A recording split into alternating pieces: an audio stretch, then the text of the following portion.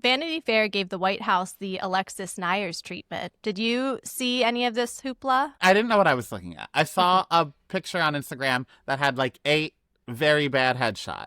Yes, the zoomed in Yes. headshots. Yeah. So I want to talk about it in detail because people on social media who are in photography, graphic design, they're breaking down what a brilliant act of resistance this piece was. So I want to give credit. First of all, it was written by Chris Whipple, and the photographer was Christopher Anderson. And if I'm able to, I'm going to post side-by-sides on the YouTube of what I'm talking about with some of these photos. I don't know with copyright. It seems like they've been pretty good about allowing people to repost, I think because it is an act of resistance and they want people to be sharing these images. But they're so powerful, AI could never. This article gave us gems like, I noticed a mousetrap in the corner of Blair's office and was reminded that rodents are the only truly permanent residents of the White House.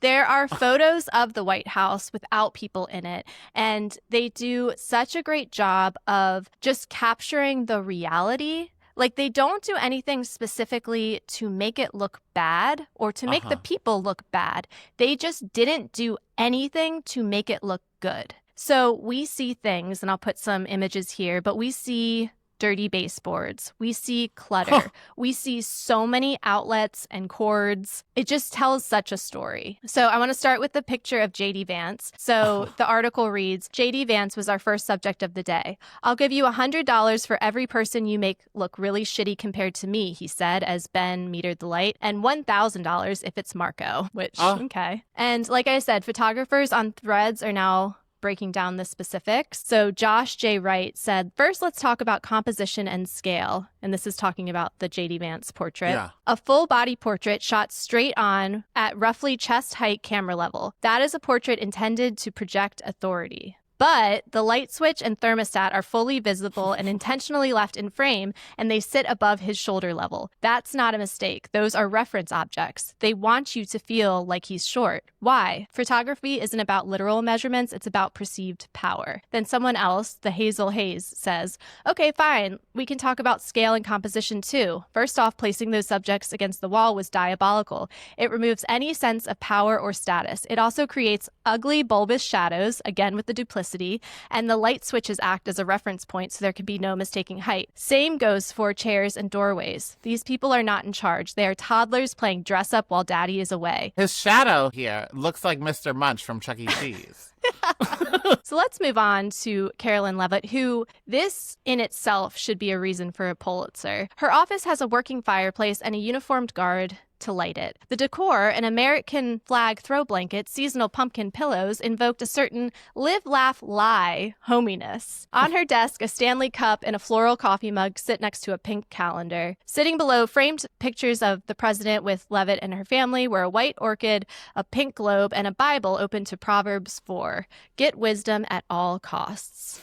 PW Tham 11 on Threads did this one. It's the attention to detail that makes these photos a masterclass in FU. For instance, do the lampshade tilts match up? No. Okay, good. The, nah, don't worry about that vase behind her head. The, seriously, don't even bother smoothing out the flag blanket. The, just leave the ass imprint on the cushion. And the, that cord looks important. Best let it be. So again, they just did nothing to make it look good. They captured the reality of the situation. And then lastly, and this is Josh J. White again. Lastly, the Vanity Fair social grid today. These aren't portraits, they're extractions. Extreme crops, faces pushed to the edge, no shoulders, no posture, no environment, just skin, pores, and facial tension. This strips authority and replaces it with vulnerability or even discomfort. They are inviting us to inspect them, not to understand them. Now, the one person who did look good was a Marine that was captured, and the Colness on Thread said, knowing of this incredible portrait photographer and the work he has done, I'm assuming every detail is intentional.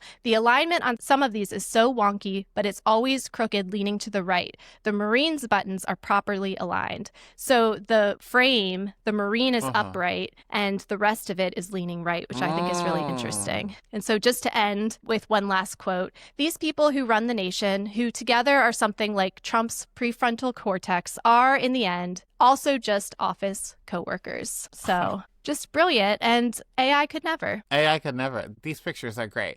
And Vanity Fair, I have to give it to you again. I wish I would have saw this and understood it when I saw it on Instagram this morning, because I would have made Vanity Fair my cutie of the week. Because you may recall, they are the ones that basically did the same thing with Desperate Housewives. Right. Alexis thought- Nyers, Desperate Housewives. Was and it now- Vanity Fair for Alexis Nyers too? Yes. Oh, I wouldn't agree to be in Vanity Fair then.